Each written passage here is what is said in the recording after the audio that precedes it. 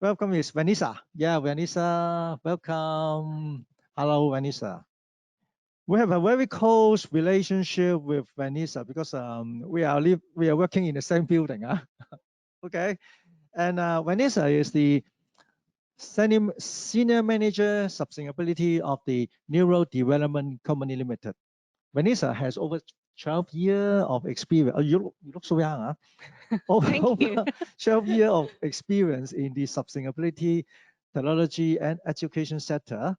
Her expertise lies in stakeholder engagement, business operation and strategy, and risk mitigation, covering market in Canada, US, Singapore, of course, Hong Kong, and China. She has focused on the promoting the new role sustainability vision 2030 according the group business operation. Okay, now please, I pass the mic for your presentation. Sure. Okay, Thank you, Felix, for inviting yeah. me to join this webinar to share New World Sustainability Vision 2030 and some of the challenges we've had to integrate the UN SDGs and what that means for our different business units. So maybe I'll just jump Yeah, right please, into it. please, Okay, please. sure. All right, so thank you everybody for joining today. I see that there's about 300 to 400 people, so I hope that this presentation will be engaging for all of you. So actually, what you see here is one of our latest projects. If you haven't been, is in TST East, called Victoria Dockside, and I'll share more specific case studies on how we integrated sustainability into the entire project and all through our different stakeholders that are involved in it.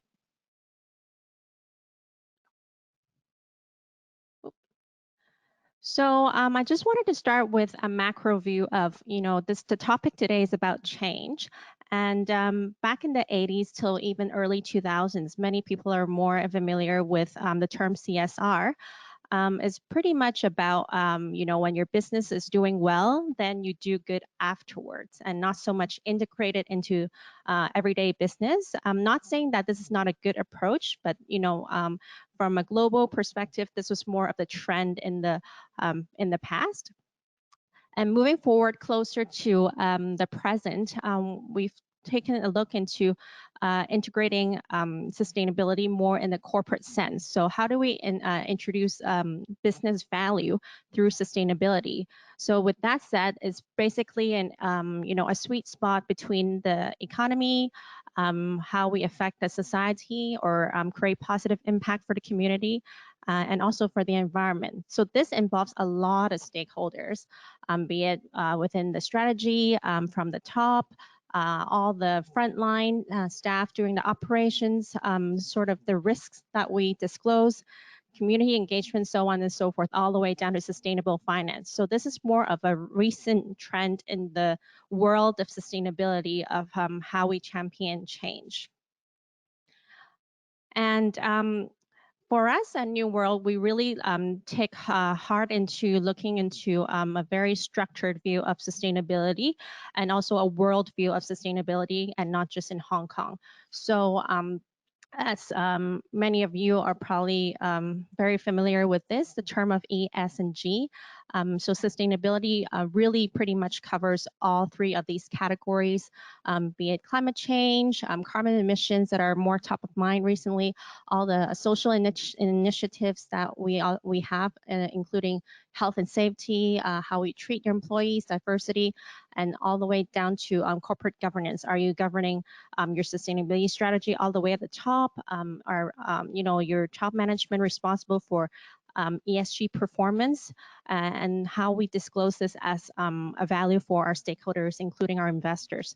So this is kind of a transition from in the past when I first started the presentation about CSR, now is very much well integrated into our business, and not just doing well for your business first and then do good after, but more of a integrated approach. You do well and do good at the same time through your business and through your assets. And in Hong Kong, you know, even the Hong Kong Exchange has tightened the ESG reporting requirement. And at New World, we go above and beyond what is required, but this is sort of a framework of what we follow, and we try to strive for global practices in terms of how we, you know, align our business strategy and to sustainability. And that's where UN SDGs really come in handy for us. As I said, even under the E, S, and G columns, there are many different issues. So one of the challenges I'm sure for all the companies out there, be it big or small, is how to find priority in your sustainability approach. And the UN SDGs, you know, there are 17 total goals that are very visionary and covers all sorts of challenges in the world. But this is a really good framework for us to examine our New World Sustainability Vision 2030 and how that relates to maybe some of the goals that we can zone into through our diverse businesses. So from our perspective, the key takeaways from the macro view of how we align our vision for sustainability is that every day there's a change in the sustainability world even. The bar is getting higher and higher. So within our team and all the stakeholders, be it our internal employees, down to our suppliers or different businesses, we have to unlearn and learn all the time, every day. And I guess that's why you're, you know, listening to me right now. Everybody don't have all the answers, but we have to be open to learn new technologies or new approach to solve sustainability issues. Secondly, what I touched upon a little bit earlier is to really educate all stakeholders. So this is not just, you know, a very siloed department in New World Development. It's pretty much across all different BUs and all different employees, and entire value chain has a part to play in the sustainability agenda.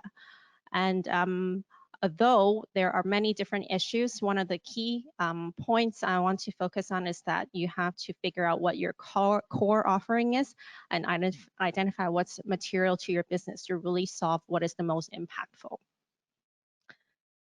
So the next part will be about how New World sees sustainability. So for those of you that don't know us too well, we're actually a Hong Kong listed company that has a very diversified business. So what we joke around at work about is usually, you know, we have a business for every stage of your life. You know, we have wellness and healthcare, we have education, and of course our core business is property development, we have retail, et cetera, et cetera. So one of the challenges we have is to really hone in on what's important in each of our individual businesses and what are the core material issues to solve in sustainability within them. And I think some of the earlier speakers already mentioned creating shared value. It's a really great framework to look at sustainability.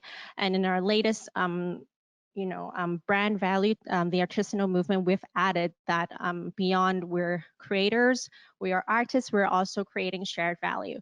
So what that means is that we use we first look at, you know, in our society, what are the social and environmental needs, and then examine and throughout our entire business portfolio, what are our corporate assets? It could be resources, it could be products, it could be services that can potentially address these needs, and then at the same time find business opportunities. So this is the framework that we use throughout the entire group to look at sustainability as a whole.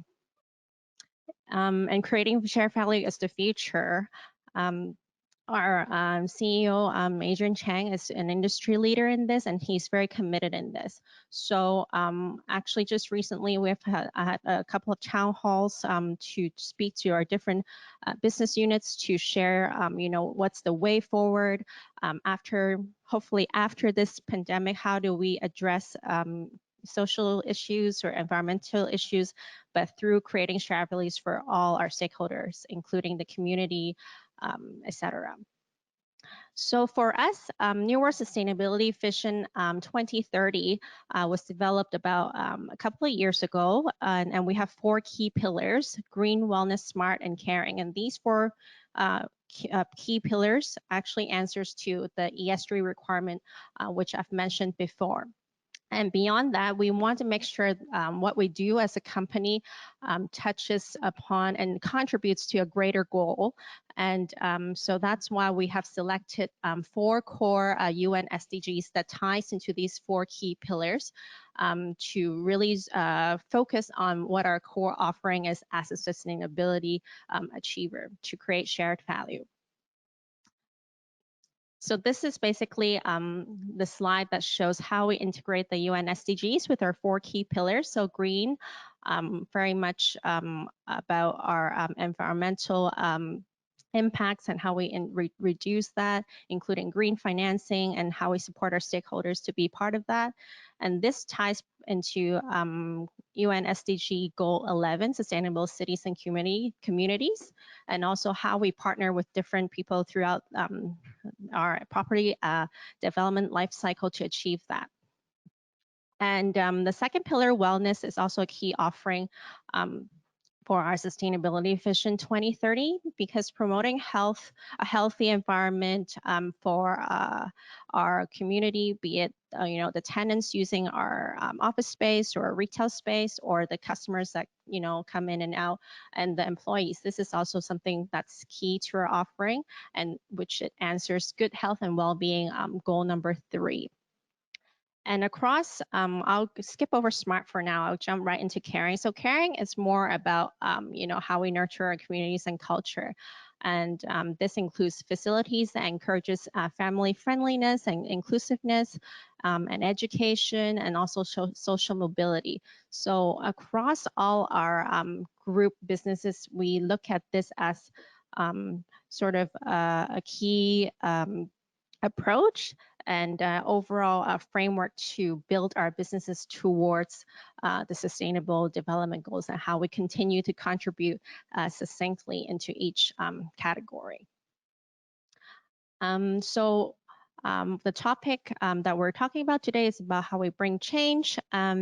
For the green side, we actually put a lot of work in the last year and a half to do a complete exercise and stock take of all our businesses, and to look at how we can achieve real operational targets to reduce energy intensity and reduce carbon waste, etc. So beyond just getting certifications for our green buildings and well buildings, which we have a standard across our portfolio to achieve that, we also we are aware that to bring real change, we need real targets. And so that's why we spent some time to go through and lobby different businesses within the portfolio I've mentioned before, to understand their pain points, because every business is so different, and how each of the business can contribute more or less some to this green target, green aggregate target.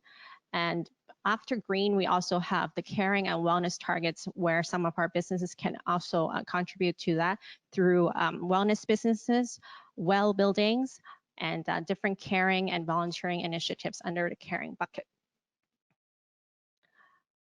So another area we are able to scale change is through sustainable finance. So this is another way to get, really deep into our project life cycle to activate different financing vehicles for our buildings, and keeping our sustainability vision implementable and accountable. So we have 3 green finance deals that are that has already been established. For example, the first Hong Kong's first green loan was for our K11 Tilley Kings Road, which is an office building in North Point.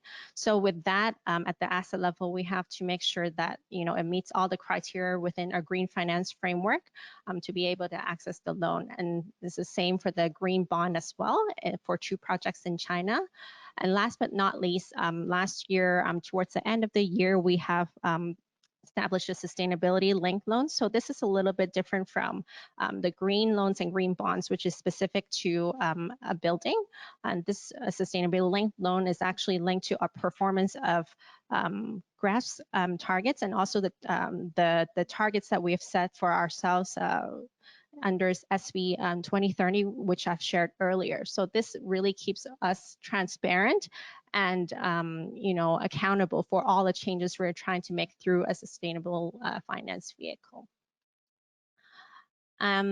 So as a property developer and a retail space provider, we also want to impact change through our tenants, because after we build a building like the one I've shared earlier, Victoria Dockside, we've done a lot of planning in the core and shell of the building, but actually the operations is for many years to come. So we want to make sure that with the resources or knowledge that we have, we are influencing our tenants, and also learning from them and doing sustainability together as a whole.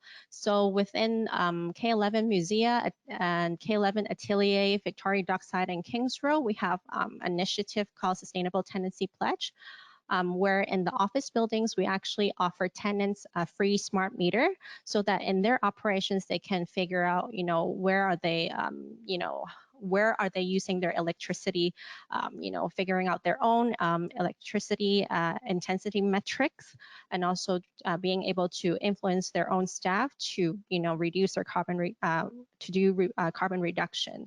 And at the K11 Musea, some of the tenants, we are actually partnering together so that they can achieve LEED certification inside their shop front. So we have the LEED core and shell already achieved, but at the same time, we want to make sure their operations and maintenance is also very environmentally friendly. So this has been very well received for our tenants, as we are investing in the future together. And one of the key things that we also want to mention is activating change through education. And one of the, if you remember earlier, I've mentioned that we also link our sustainability vision 2030 to quality education, which is one of the UN SDGs. So at K11 Musea on the 8th floor, we have our Nature Discovery Park, which is also operated by the sustainability team. So this is actually quite a breakthrough, because we're not very, before this opportunity, we were very much an expert in corporate sustainability, but now we're really walking through the journey of operating a space and learning, how to operate a space sustainably, and also transfer that message to all the customers that come to Nature Discovery Park through sustainable lifestyle. So for usually, this idea came about because we think a lot of customers in Hong Kong may not understand sustainability, or if they understand sustainability, they might not understand how they can change through their everyday lifestyle. So we want to make sure we have a space for them through workshops and tours and basic urban farming experience. We can highlight some of the more imminent sustainability challenges, and they can be part of it, and they can feel that they can also contribute as well. So this is one of the ways that we think has been quite successful in bringing change even to our customers. So please come visit us and follow our social media. At the business level, we also started Accelerator called Impact Commons last year. So we have selected actually globally about 60 startups apply to this 8-week program, which is to accelerate for New World to accelerate their startup to impact change. And one of the key criteria, which is different from all the many accelerators out there, is to align to the 4 SDGs that New World Sustainability Vision 2030 has identified, so that it's not just about how their businesses work or how their businesses scale. It's more about not more, but it's also about how they can accelerate change through the 4 SDGs that we have identified.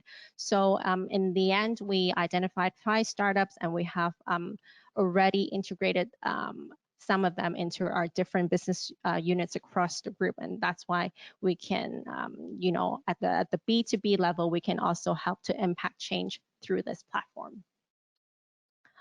And at the caring side of things, we continue to do, the traditional volunteer works, but also now we have a more strategic way to create shared value through different innovation projects and social mobility. So we have a program called New World Springboard, where we acquire young, more underprivileged young people that are very good in sports, to give them resources to access proper sports training, to help them build a community, and also eventually some of them can actually find work through New World and etc. to build more connections that way.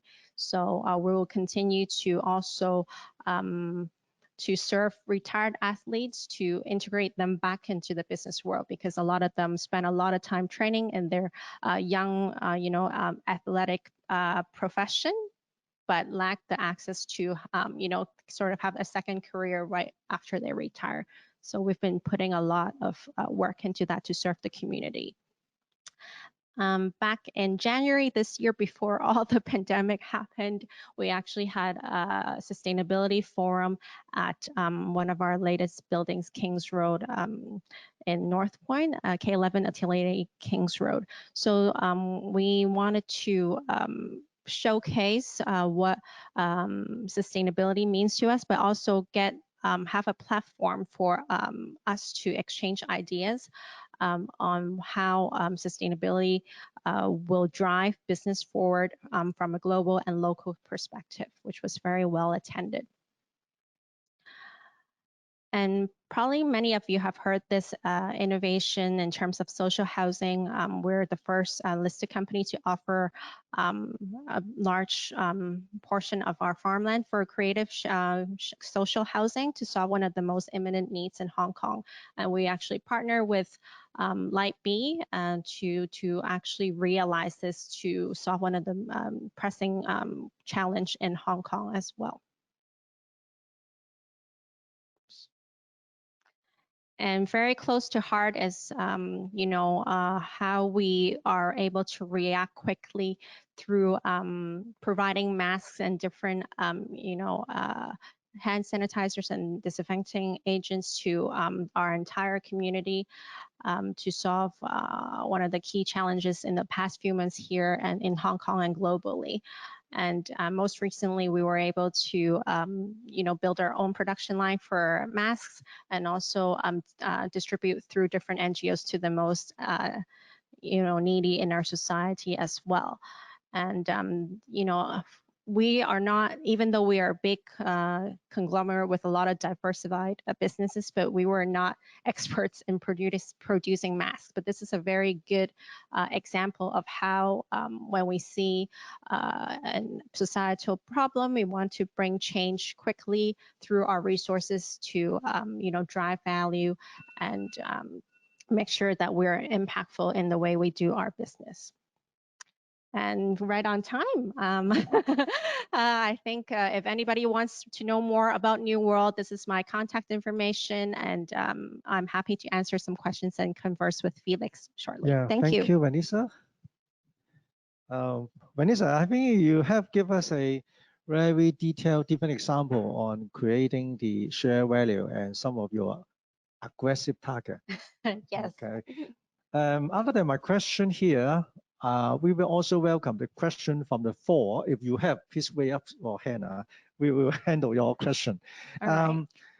The first question is about your aggressive target. Yeah, okay. Yeah, I think it's good because everyone is looking at target of 2030.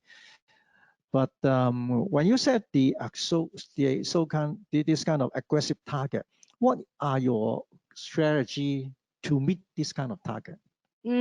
That's a very good question, Felix. Our strategy is, so actually when I shared about building our targets, we have already talked to all the different key business units, core business, to get their buy-in. So it's not just something that's, proposed top down. So we want to understand their business and their 10-year plan if they, have some major refurbishment or things like that. So we actually, have their buy-in first, and then have a different type of target for each business that aggregates to the total target, so that it makes sense to them and they can actually implement them. Yeah. Okay. And one interesting point is every company always look at the saving of the energy. Yeah, but I also noticed that you put water intensity. That means you also put the saving of the water as one of your target. And we also talked to some of the water supply department that they said that, oh, okay, asking company to save water is very difficult because the tariff of the water is very cheap in Hong Kong. That means they need to put a lot of resources, a lot of cost to save their water, but the return is not that much. Therefore, I'm quite surprised to see that you also put a quite aggressive target to save water. How what's maybe what's the initiative you are working on, or why you put also include water? Yeah, so I think it's twofold. One of the the trends that we look at is not just what's required in Hong Kong, but globally, water targets is actually quite is quite common. So we want to make sure we're playing at the international stage and complying to more global practices. And also for the water target right now, it's applicable to our construction business. So going forward, we will expand that once we're more ready. So for now, we understand that under construction business, we can actually do more initiatives in terms of how to reuse the water, and so that you can reduce the usage of less fresh water and so on within the site. So there's already a lot of technology and implementation that the site is able to do for the water targets. And within our tenants and our different other initiatives, we're talking to them through the tenancy pledge to see if we can also try to implement that to change everyday practices, to start small, but to also contribute to a future target that covers the entire group. Yeah. Hope you can meet your, no matter it's energy, no matter it's water, hope definitely you can meet the target. We have question from the floor. Yeah.